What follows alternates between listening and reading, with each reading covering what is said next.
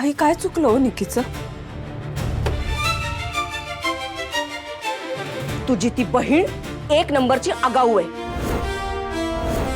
ज्या गोष्टीशी तिचा काही संबंध नाही अशा गोष्टीबद्दल माझ्या घरात उभी राहून माझ्याशी वाद घालत होती, मला अक्कल शिकवत होती। हे चुकलं तिचं। जे नातं अधिकृत आहे ना त्या नात्याच्या बाजूने ती भांडत होती आणि ते नातं जे मुळात नातंच नाहीये। त्या राजसी मॅडमची मागणी चुकीची होती, तुम्ही त्यांच्या बाजूने उभ्या होतात। मग मला सांगा तुम्हा दोघींपैकी बरोबर कोण? आणि जर निकी चुकलीच नाहीये तर तिला एवढी मोठी शिक्षा कशासाठी? कारण तिने माझ्या पाहुणीचा, माझ्या राजसीचा अपमान केला म्हणून। तुमच्या पाहुणीने तुमच्या मुलाच्या लग्नाचा अपमान केला, तुमच्या सुनेचा अपमान केला। पण मी तुला अजूनही माझी सून मानतच नाही।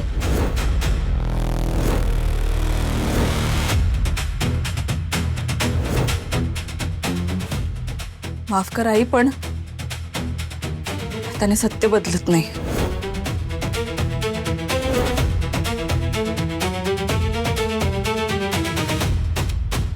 एवढा कॉन्फिडन्स? गावचा वारा जरा जास्तच मानवलाय वाटतं तुला।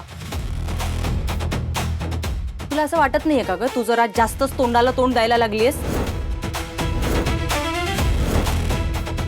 समोर सासू उभी आहे, एवढं तरी भान ठेव। नाही, मी हे कधीच नाही विसरणार। आणि मी यांनाही तेच सांगत होते की त्या माझ्या सासूबाई आहेत, माझ्या। बस, मला आता यावर आणखी चर्चा नकोय। बरोबर आहे अर्पिता मॅडम,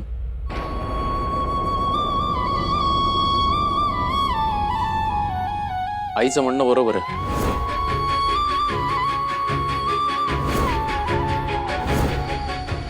यावर आता आणखीन चर्चा नको। अहो, तुम्ही असं कसं बोलू शकता?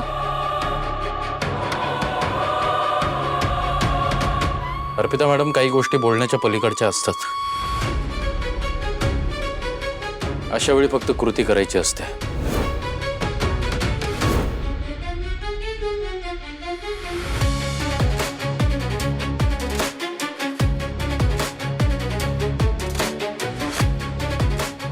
समीर, यावेळी जर का तू माझ्या मनाविरुद्ध वागलास ना तर बघ, ती पोरगी मला इथे नको, याद राख। हेच होणार होतं, हेच सांगत होतो मी। माझं कोण ऐकणार ना, पण गोंधळ झाला तुम्ही। आई, आई तू ऐकलंस तिने काय हाक मारली समीरला? ती समीरला अहो म्हणाली। इतके दिवस समीर समीर करत होती, आज अहो म्हणाली। म्हणूनच कॉन्फिडन्स वाढलाय हिचा। बघितलं कशी बोलत होती? आई, ह्या दोघांचं नातं पुढे गेलंय यासाठी अजून कुठला पुरावा हवाय आपल्याला? नाही, यावेळी मी तिच्या मनासारखं होऊ देणार नाही।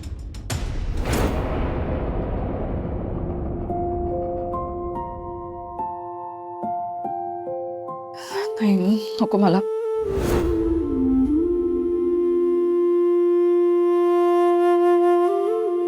निको उगाच कोणाचं काही ऐकून घेत नाही, उत्तर देते ती, पण ती विनाकारण कोणाचा अपमान नाही करणार।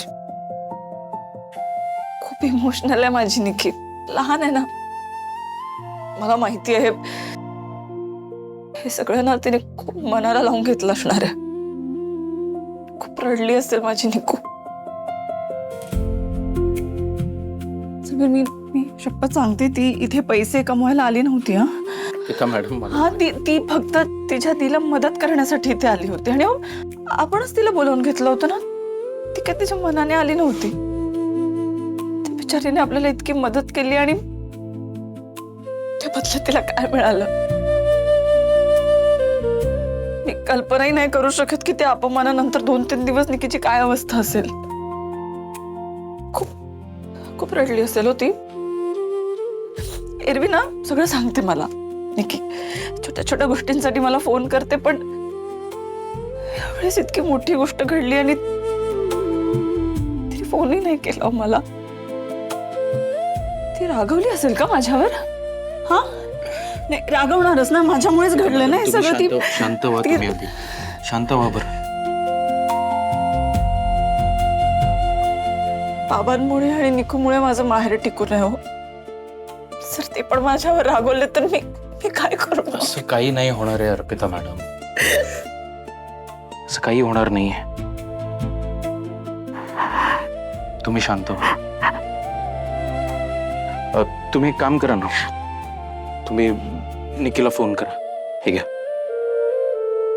फोन करा, बोला तिच्याशी. काय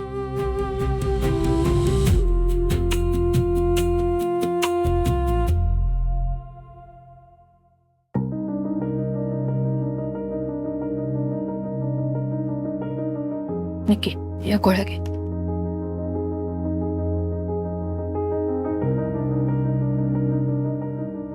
मुलगा फोन उचलत नाहीये.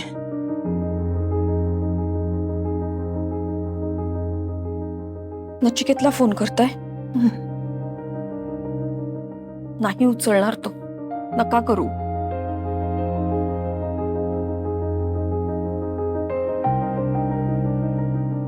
आई दीचा कॉल. आता हिंना तर दर्शकाला फोन करते. आता कुठला अपशकून बघायचा राहिलाय. हाय दी, बोल ना. निकू सॉरी, मी इथे नसताना जे घडलं. दी तू तू का उगाच, तुझी काय चूक आहे जे झालं त्यात. तू नको ना सॉरी म्हणूस प्लीज. निकू आता येशील का ग मला भेटायला प्लीज? आता खरंच पॉसिबल नाहीये दी.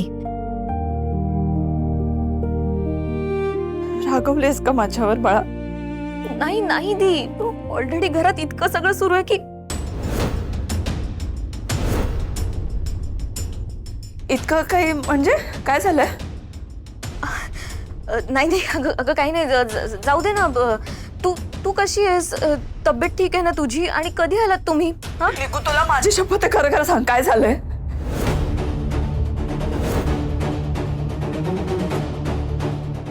दी सगळाच प्रॉब्लेम झाला यार. आपली चाळ रिडेव्हलपमेंटला जाणार आहे, पण त्यात आपल्याला घर नाही मिळणार आहे. आणि या सगळ्याला कारण तो विराज कामत आहे.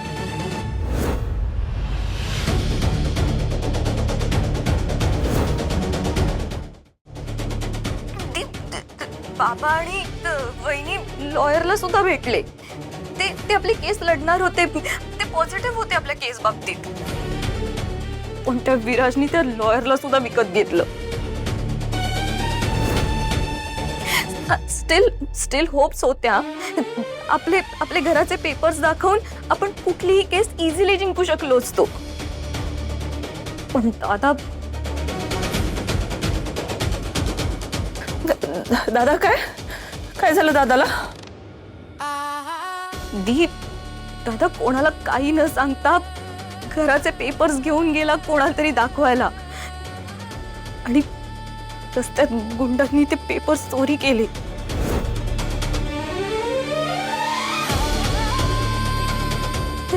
दादाला मारलं सुद्धा ग. दादाला मारलं म्हणजे? कुठे आहे दादा? कसा आहे तो? तू फोन दे त्याला, मला बोलायचं त्याच्याशी. फोन दे त्याला. दी दी दी दादा दादा आता आपल्या या घरात राहत नाही. ही काय बोलतेय? दादा घरात राहत नाही म्हणजे कुठे गेला तो? त्याला काही झालं नाही ना? ठीक आहे ना तो? नाही तो ठीक. एकतर ना त्यांनी ते पेपर चोरीला गेले हे खूप लेट सांगितलं ग. आणि बाबा आणि वहिनीशी उगाच वाद घातला. काय तर म्हणे तुम्हाला माझी किंमत नाहीये, बाहेर बरीच लोक आहेत ज्यांना माझी किंमत आहे, असं काहीतरी बेसलेस स्टेटमेंट करून गेला ग.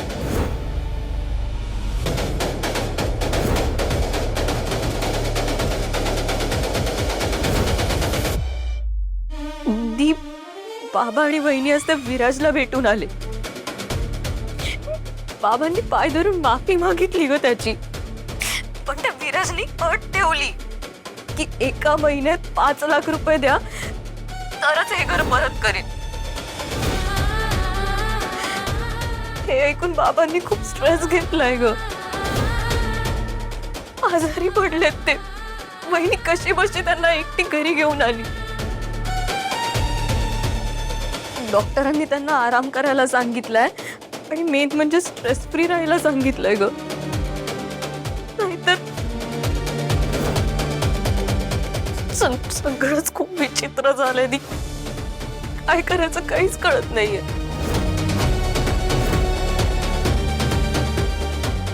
की इतकं सगळं झालं आणि तू बोलतेस काही विशेष नाही. तू सांगितलं का नाही मला? निकी,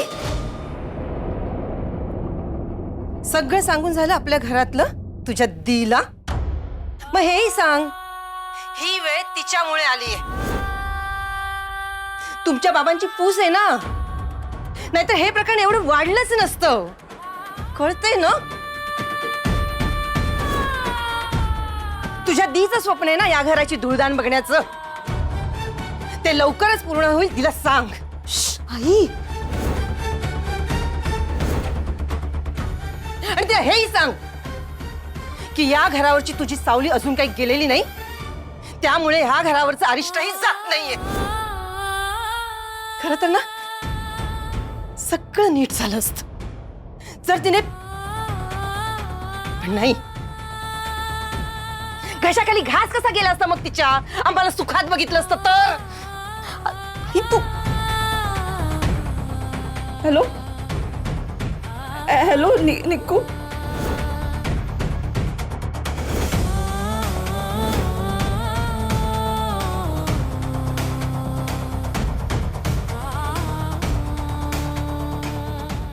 पिता पिता मॅडम, पिता मॅडम.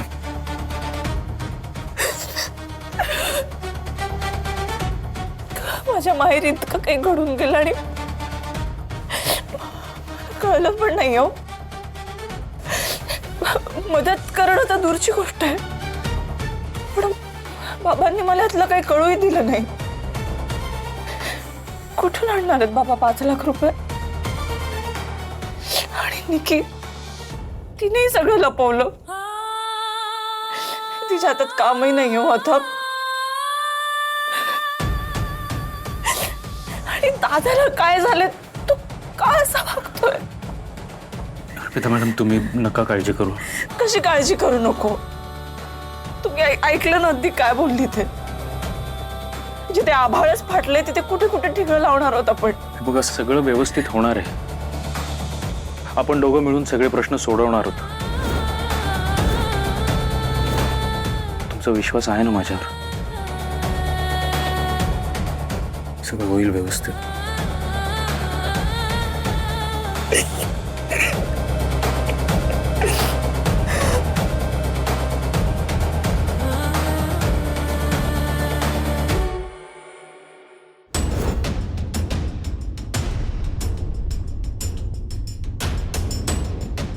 गुड गुड या रेणुका. म्हणजे आपण जसं ठरवलं होतं तसं सगळं घडतंय तर. फॅन्टॅस्टिक. सो समीरच्या आईचा अर्पितावरचा राग वाढवण्यासाठी निकी हा डिव्हाइस आहेच आपल्याकडे, पण अजून एक गोष्ट आपल्याला करायची आहे. काय करायचंय? सो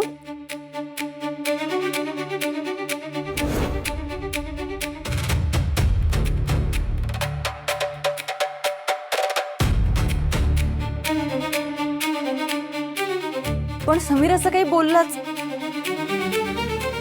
अच्छा, समीर असं काही बोलला नाहीये, पण तरी आईला सांगायचंय.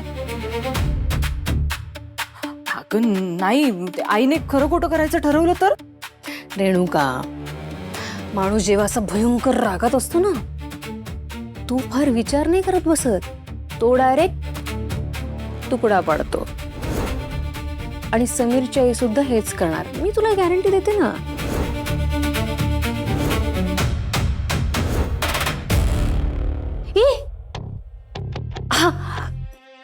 I have surprise for you. मी विसरूनच गेले. एक मिनिट.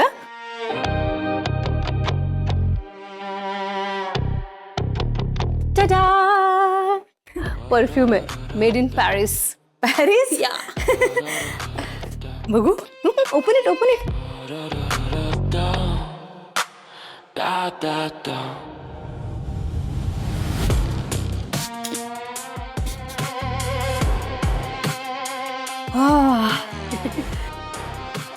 छान आहे छान आहे. छान आहे ना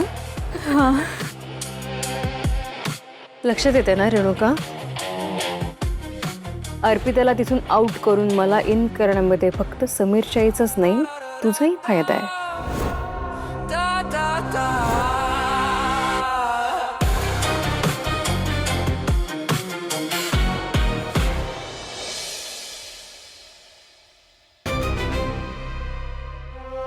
मी अर्पिता मॅडमना प्रॉब्लेम सॉल्व्ह करायची खात्री दिली खरी, पण हे सगळं वाटतं तेवढं सोपं नाहीये.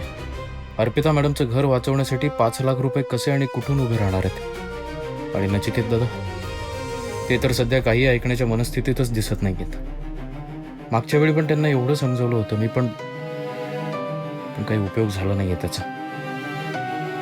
सध्या तरी सगळ्यात आधी निकीला समजवायला हवं. तिची माफी मागून तिला पुन्हा समर्पिता किचनमध्ये जॉईन करून घ्यायला हवं. त्यामुळे अर्पिता मॅडम थोड्या शांत होतील आणि मग बाकीच्या गोष्टी मार्गी लावण्यासाठी थोडा वेळही मिळेल.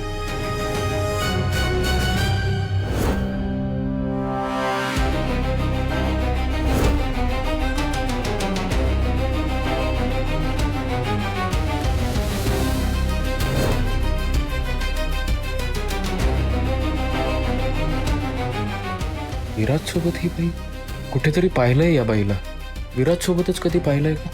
नाही, हॉटेल किंवा ऑफिसमध्ये तर नाही कधी. मग कुठे?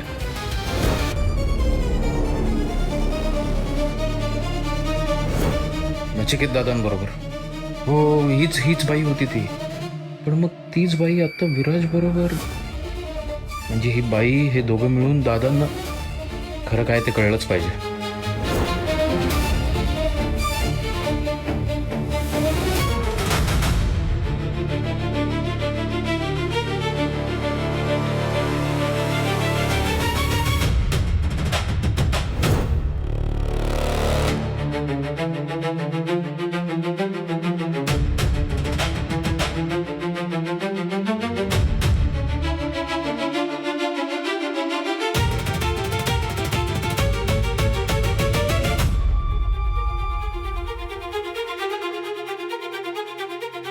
अर्पिता मॅडम काही गोष्टी बोलण्याच्या पलीकडच्या असतात. अशा वेळी फक्त कृती करायची असते.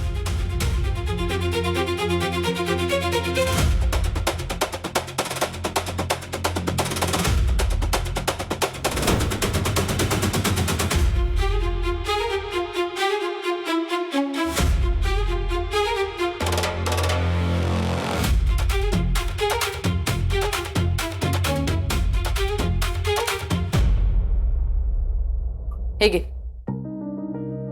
हे काय हे तळण कशासाठी? आई मला माहितीये मगाशी समीर जे काही वागलाय त्याच्यामुळे तुझा मूड खराब आहे.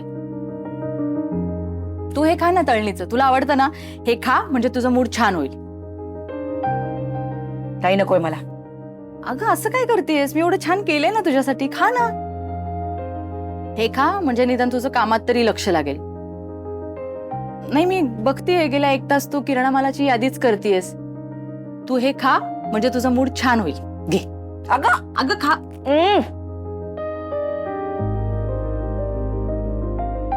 बाबांसाठी काढून ठेवलेत का वेगळे? मी त्यांच्यासाठी नंतर तळते.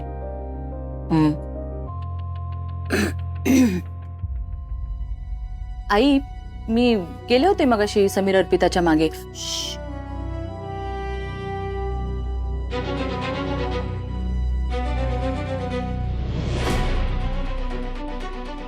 त्या अर्पिताच्या माहेरी खूपच प्रॉब्लेम्स आहेत ग.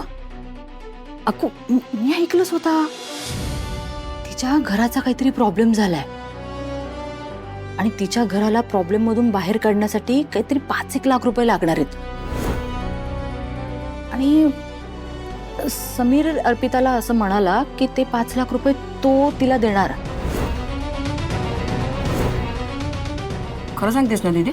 मी कशाला खोटं बोलू? तुला अर्पिताचा डाव कळतोय ना? नाही, तू तिच्या त्या बहिणीला निकीला घरात यायला मनाई केलीस ना, म्हणून त्यांचा इन्कम सोर्स बंद झालाय आणि म्हणून ही अर्पिता ना असे नवीन नवीन खेळ खेळतीये. बिचारा आपला समीर ग, ती त्याला राबवून ना तिच्या माहेरची तिजोरी भरतीये.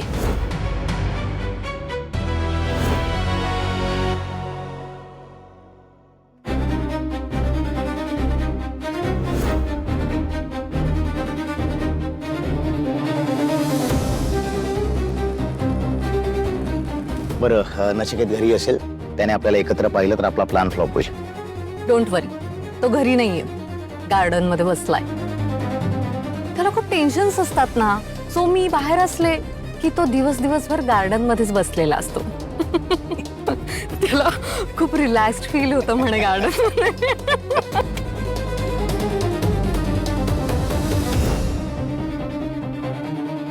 You are too good Meenakshi. तुला खरं सांगू, हा नचिकेत साधा सरळ मार्गी मनुष्य. अगं मला वाटलंच नव्हतं आपला हा प्लॅन वर्क होईल, पण तू बघ काय केलंय. त्यालाच कळत नाही त्याच्याबरोबर काय होतंय. ए, तुझ्यासाठी गिफ्ट आहे माझ्याकडे. गिफ्ट? एक minute.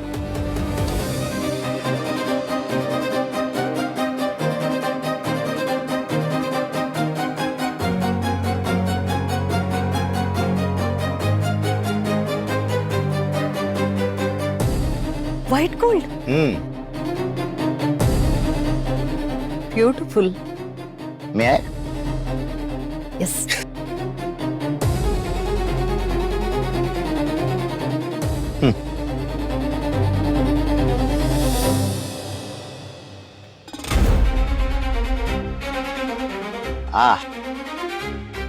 Now it seems beautiful. Meenakshi, तू असा काही डाव टाकलायस ना त्या नचिकेतवर, मला पूर्ण खात्री आहे नचिकेत पुन्हा त्या घराशी जोडला जाणार नाही. आणि म्हणून हे गिफ्ट. पण विराज, मला एक डाऊट आहे. काय? तू पुरोहितांना 5 लाख रुपये देण्यासाठी ऑप्शन दिलाय, त्यांनी खरंच जमा करून दिले पैसे तर? मीनाक्षी, 5 लाख आपल्यासाठी सोपी अमाऊंट आहे. त्या पुरोहितांचे 10 जन्म जातील तरी इतके पैसे ते गोळा नाही करू शकणार. आणि मी दिलेल्या मुदतीत तर नाहीच नाही. मीनाक्षी, तू धावणारा मुंगळा बघितलायस? हो. मी लहानपणी त्याच्यासोबत एक खेळ खेळायचो. कुठला? मी काय करायचो, त्या मुंग्याला पकडायचो आणि त्याचा एक पाय तोडायचो आणि त्याला जमिनीवर ठेवायचो. मग तो अजून जोरात धावायला लागायचा. मग त्याला पुन्हा पकडायचो, दुसरा पाय तोडायचो, जमिनीवर ठेवायचो. मग तो जीवाच्या आकांताने धावायचा. असा एक एक पाय त्याचा मी तोडून टाकायचो. तुला माहितीये, प्रत्येक तुटलेल्या पायागणिक त्याची धडपड केविलवाणी व्हायची आणि त्याचा वेग कमी व्हायचा. आणि एका क्षणी सगळे पाय तुटलेला मुंगळा मी असा जमिनीवर ठेवून द्यायचो आणि त्याला बघत राहायचो. निपचित पडून राहायचा, तडफडत. या पुरोहितांना मला तसंच बघायचंय.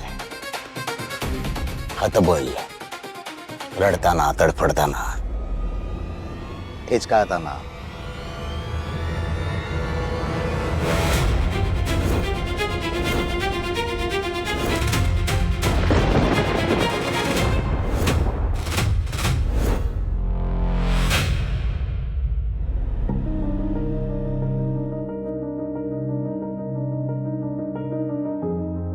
काय? कुठे चाललाय दौरा? बाबा, तुम्ही उठू नका. काही नाही, आम्ही फक्त बोलतोय. तुम्ही झोपा, आराम करा.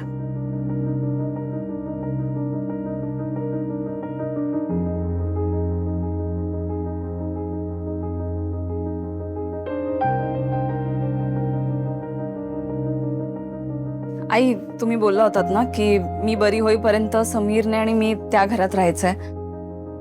मग आता मी पूर्णपणे बरी झालीये, त्यामुळे पूर्वीसारखं आम्ही याच घरात राहायला हवं ना.